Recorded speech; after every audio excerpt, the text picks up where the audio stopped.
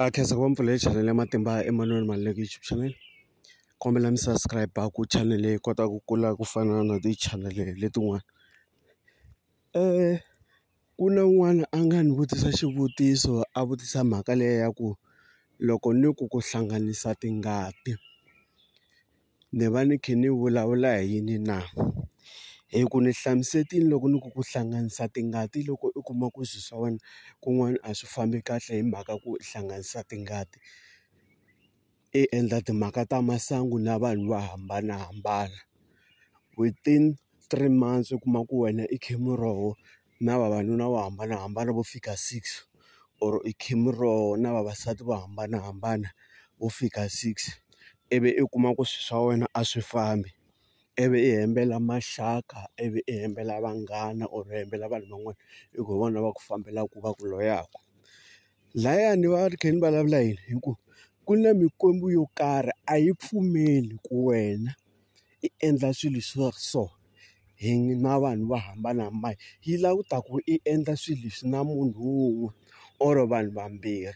That's why loko mo languta vanhu va khale loko va lovola vavasati mi kuma munhu a ri na 4 or 5 wa vavasati a va vikiwa gandelweni ku okay hi loyiwani Maluleke i na vavasati va 5 n'wina ve le hansi va kuriseni mi va hlayisa va kurisa xivongo xa ku xa ka Maluleke. Ivi va ku Maluleke a nga humeleli hi mabadi, Maluleke a nga humeleli hi makhombo.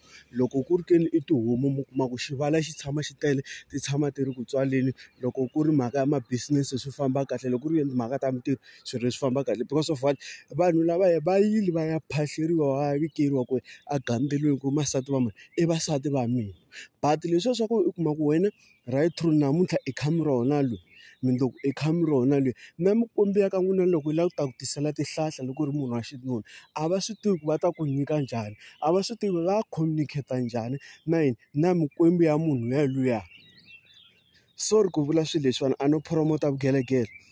Other people they will tell you ne ku ri ku kha miroho swi tisa hlahla ka vanhu van'wana a swi tisi hlahla. If i lava ku tiva ku loko ni ku kha miroho swi tisa hlahla ka vanhu van'wana ka van'wana a swi tisi hlahla, inbox mi ta ku explain-ela kahle.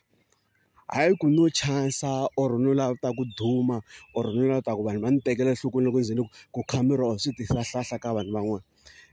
Ivi i kuma ku na loko i ri munhu wa xisati swi tano nakona i kuma ku loko i endla swilo sweswo ni swi vulavula swilo swa wena swi fambi kahle swa vutomi. I kuma ku i wa tirha i na ma-business na yini swilo swa wena swi fambi kahle swa endla swi famba hi ku nonoka ivi i hembela vanhu van'wana ku hi vona va ku sala. No, because of what i mikise tingati i hlanganise mimoya. Ivi n'wanyana a ku why loko ni ku hlanganisa mimoya or ni ku hlanganisa tingati ni vula yini ni vulavula yini a ni loko i ri ku rimeni emasin'wini dyambu ri kha ri hisa wa juluka. Loko i juluka ivi fika i tshama kusuhana na munhu leyi i rimaka na yena ivi mi khumbana so minyuku leyi endla ni ya hlangana. A ni loko munhu a ri ku tsutsumeni ka sports or a ri ku tlangeni ka bolo wa endla yini wa hefemula ivi u kuma ku mi vambirhi moya liya ya hlangana.